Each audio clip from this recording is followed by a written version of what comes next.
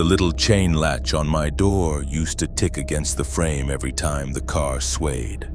A small metal click over and over, almost gentle. I didn't know yet I'd remember that sound for the rest of my life, just a tick, nothing special. Okay, let me back up or none of this is going to make sense, and I'll say this up front. I still don't actually know how much of this was real and how much I've filled in since, telling it for the 10th time. I'll tell it the way it happened. You can decide. I'm 27, name's Casey. That night I was riding the California Zephyr out to see my mom. She'd gotten sick, nothing life-threatening, but I figured I'd rather go check on her than sit around worrying about it. Booked the roomette last minute and still got lucky lower level, which I like better for sleeping. Overnight trains are kind of my thing, not gonna lie. You lie there, phone dying slow in your hand, the country going by black outside the window. Somebody a few rooms down snoring through the wall. Cozy. That word's going to sound a little sick coming from me by the end of this. Met Sam at dinner. Amtrak seats solo travelers together family style, and she was headed home from grad school, roomette 2 doors down from mine. We split a bottle of wine we probably shouldn't have and talked until they basically kicked us out of the dining car.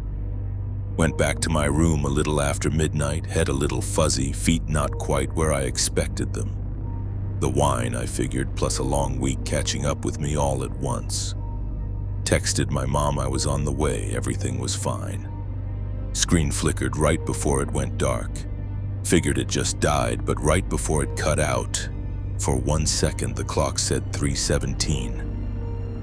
Not midnight, not 1/4, 3:17. Shook the phone, it came back on fine, showing the real time. Didn't think about it again. Footsteps woke me up. Took me a second to place it, just lay there in the dark, listening.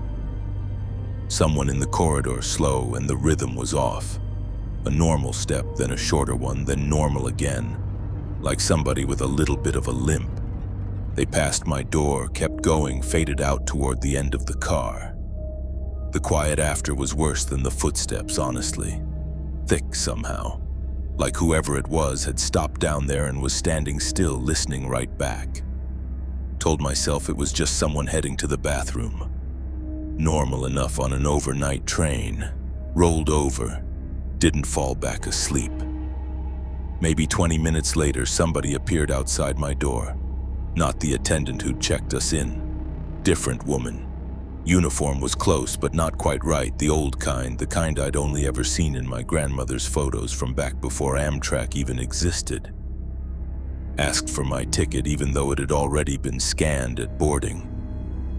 I was too half asleep to argue, just held up my phone with the ticket on it. She looked at it, handed it back without a word.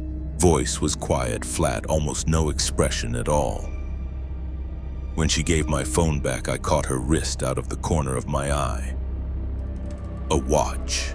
Stopped dead, hands frozen on 3:17. People's watches break. Not exactly headline news, that's what I told myself, pulling the blanket back up. But sleep wasn't happening anymore, and about 40 minutes later I realized the room had gone cold, really cold. I could see my breath even though the car had been running warm all night. Texted Sam. She was up too, said come on over. Found her sitting cross-legged on her bunk, jacket thrown on over her pajamas. You freezing too, Case? I nodded, asked what time it was. She checked her phone and frowned. 3:17, that's weird. I checked like 5 minutes ago, it was almost 2. Where'd the time go? Heat's probably busted, car's ancient, she added. But not like she totally believed it herself. Something in my stomach dropped. Checked my own phone. 3:17 exactly, down to the minute, and it had clearly been way more than an hour since that first ticket check. We both looked at the window. On the inside of the glass, right where that attendant's hand had rested when she gave me my phone back, there was frost. Not fog, actual frost, in a pattern, like a window in January. Sam touched it, yanked her finger back. That's ice. How is that even a thing right now? It was real. It was cold, and it wasn't just me seeing it. It was both of us. Though I'll be fair, frost on an old train window in the middle of the night isn't exactly impossible on its own. A bad seal, a draft, whatever. I just wasn't thinking about it that calmly at the time. I got up and went out into the corridor for some reason, needed air, or just couldn't lie still anymore. Walked to the end of the car, checked the little attendant's roomette by the stairs even though I knew nobody would be in there. Just had to look. Couldn't not look. And down at the far end, right by the vestibule door, she was standing there. Not moving, just facing me, arms at her sides, and I will swear to this, not blinking. I blinked myself once, a beat too long, and when I opened my eyes again, there was nobody there. Got back to Sam's room faster than I'd left it. Sam told me about the car later. Once staying quiet felt worse than talking in whispers. Her uncle's a conductor, 20-some years on the railroad. She remembered him, a couple drinks in at some family thing. Going on about this exact car number, how crews try to swap off it if they can. Ever since an attendant either fell or got pushed out the vestibule door on a night run years back. Died. And around that same time, she said, there'd been some kind of mechanical write-up on the car too. A bad door seal maybe, or something with the heater. Her uncle wasn't sure which. And the car got pulled out of service for a while to get fixed. Never made it into anything official as far as she knew. Just something the old guys at the yard still talk about. He always remembered one specific detail. The time logged in the report wasn't a round number. 3:17. I laughed, short and a little too loud. Cool, thanks, exactly what I needed to hear right now. Wasn't actually funny, not even a little. Because right then, footsteps started up again in the corridor, same uneven walk. They stopped right outside my door. The quiet was so total I could hear my own pulse in my ears, too fast for something that technically hadn't happened yet. My door slid open, slow. She was standing there. Old uniform, quiet voice, watch stuck on 3:17. This close, under the hall light, I could finally see her whole face, and something about it was wrong. Though I couldn't land on what exactly. Her smile looked normal enough, friendly even, except it didn't move with the rest of her face like it had been set down there separately. And in the dark window glass behind her, her reflection seemed to lag, though I won't swear to that part specifically. It's the kind of detail that gets a little more precise every time I tell this story. And I don't fully trust myself on it anymore. She said it was time for me to get off, that my stop was next. I knew for a fact my stop was 2.5 hours out. I'd checked the ticket 10 times, but there was no room in her voice for no. And here's the part I'm not proud of. I stood up. My legs just carried me after her, like arguing with that voice wasn't rude, it was physically impossible. Sam grabbed for my arm, missed, or I just didn't feel it. We went through 2 cars. I followed her, and with every step I understood more clearly that this was wrong. This was a mistake, but my legs kept walking anyway. My head was swimming, ears ringing, that pre-fainting kind of static. Somebody told me later that's a pretty textbook description of oxygen deprivation. That specific fog, legs that stop taking orders. Maybe. I honestly don't know anymore if that's a real memory or something I've talked myself into since. She led me into the vestibule between cars. Door to the next car on one side. Door to the outside, to the tracks on the other.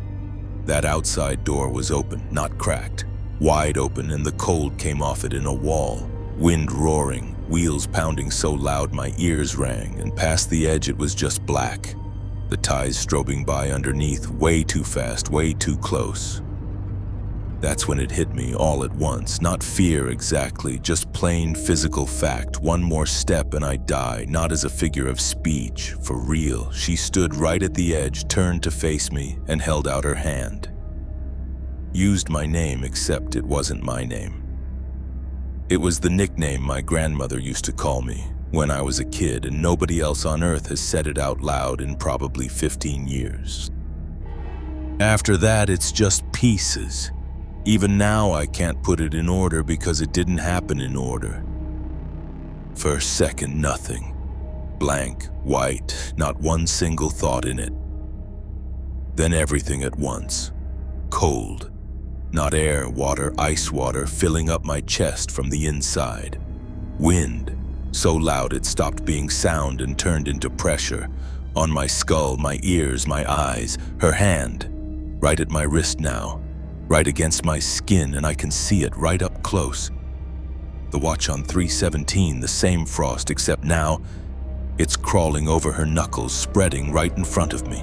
Right now, her voice. My grandmother's. Except it isn't. There's something underneath it, flat, empty, no breath behind it, because whatever's talking doesn't need to breathe, can't scream, throat's just gone, no air, just the roar, just the edge, just the edge, just... The train lurched hard, the whole car jolting. Emergency brake. Found out after that a deer had wandered onto the tracks up ahead. Threw me backwards, spine into the vestibule wall. Hard enough I saw stars. When I looked up, the outside door was shut, latched, like it should be. Empty vestibule, nobody there, sat on the floor a while, breathing hard, shaking all over. Couple minutes later, Sam showed up with the actual attendant, the one who checked us in at the start. "You okay, miss?" she kept asking. Wanted to know why I was sitting alone on the vestibule floor at 3 in the morning. Didn't know what to tell them. Mumbled something about not being able to sleep, needing air, getting dizzy. She looked at me a long moment but didn't push it. Told me she was the only one in uniform working the whole train tonight, said the other attendant had called in for the trip. Rode the rest of the way in daylight, wide awake, holding a coffee the same attendant brought me without me even asking. Sam sat with me the whole time, quiet, glancing over now and then like I might just stand up and wander off again. Couple weeks later, I finally got Sam's uncle to talk to me. She reached out on my behalf. I'd have been too embarrassed. Asked if there'd really been something to that car. He didn't want to say much, but he confirmed it. An accident, a little over 15 years back. Attendant went out the vestibule door on a night run, fell or got pushed. Nobody ever nailed down which. Wasn't found right away. And the time in the paperwork, he remembered it without me even asking, was 317. He confirmed the mechanical thing too. Wouldn't say exactly what it was, but the car really did go into the shop around then. That part's not just yard talk, according to him. Says that's all he knows and all he wants to know. Crews still dodge that car number when they can. Every few weeks I still try to talk myself into the boring version. No sleep, a scary story at the worst possible time. An old car with bad wiring and a draft. A lot of it actually holds up. Watches brake fine. Watches brake. Frost on an old window, sure.